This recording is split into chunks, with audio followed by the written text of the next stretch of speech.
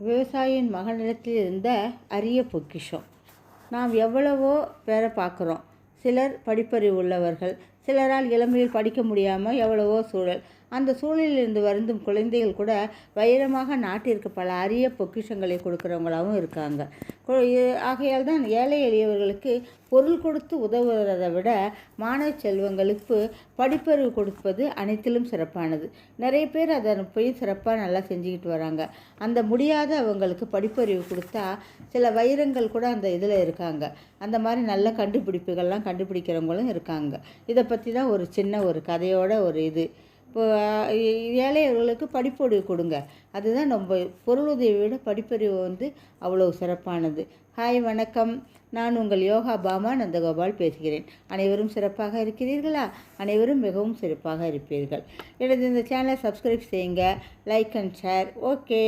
ஒரு ஒரு ஒரு கதை. ஒரு விவசாயி வயலுக்கு சென்று கொண்டிருந்தார். ஒரு விவசாயி வயலுக்கு சென்றுக்கிட்டு இருக்காரு. செல்லும் வழியில் உள்ள ஒரு புதைக்குழி இருக்குது. அந்த புதைக்குழியில் ஒரு சிறுவன் விழுந்துட்டான். தவறி விழுந்துட்டு அவன் காப்பாற்றுங்க காப்பாற்றுங்கன்னு கத்துறான்.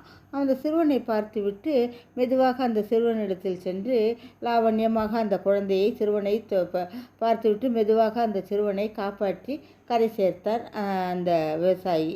அந்த சிறுவனும் வீட்டுக்கு சென்றுட்டான். இவரும் தான் வேலை சென்று விட்டு வீட்டிற்கு போயிட்டார். மறுநாள் விவசாயியை தேடி அவங்க வீட்டில் ஒரு பணக்காரர் ஒருவர் வந்தார்.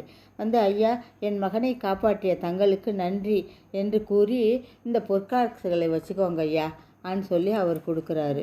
அந்த பொற்காசுகள் அன்பளிப்பாக கொள்ளுங்கள் என்று அவர் கேட்குறாரு. ஆனால் விவசாயி ஒரு குழந்தையை காப்பாற்றுவது கடமை அல்லவா, எனக்கு வெகுமதி எல்லாம் வேண்டாம் என்று பெருந்தன்மையாக மறைத்து விட்டார். ஆனாலும் அந்த பெரியவர் ஐயோ, நம்ம குழந்தைய காப்பாற்றினாங்க, இவருக்கு ஏதாவது செஞ்சே ஆகணும், நம்ம ஏதாவது உதவி செய்தே ஆகணும்னு நினச்சிக்கிட்டு அந்த பணக்காரர் அந்த விவசாயியின் பின் நின்ற ஒரு சிறுவனை பார்க்கிறார். ஐயா, இவன் உங்கள் மகன்தானே, நான் இவனையாவது நன்றாக நான் படிக்க வைக்கிறேனே என்று ஆதங்கமாக கேட்டார். அதற்காவது அனுமதி கொடுங்கள் என்றார். சரி, குழந்தையாவது நல்ல படிப்பு படித்து விட்டு போகட்டும் என்று கூறி அந்த விவசாயியானது குழந்தையை படிக்க வைக்க சம்மதித்தார். அந்த சிறுவன் வேற யாரும் இல்லைங்க. அந்த சிறுவனே எதிர்காலத்தில் சிறந்த ஒரு மருத்துவராகி பென்சிலின் என்ற மருந்தை கண்டுபிடித்த அலெக்சாண்டர் பிளாமிங் தான் அவர். அந்த அறிவு பொட்டகம் அந்த விவசாயி குடும்பத்தில் இருந்திருக்கு.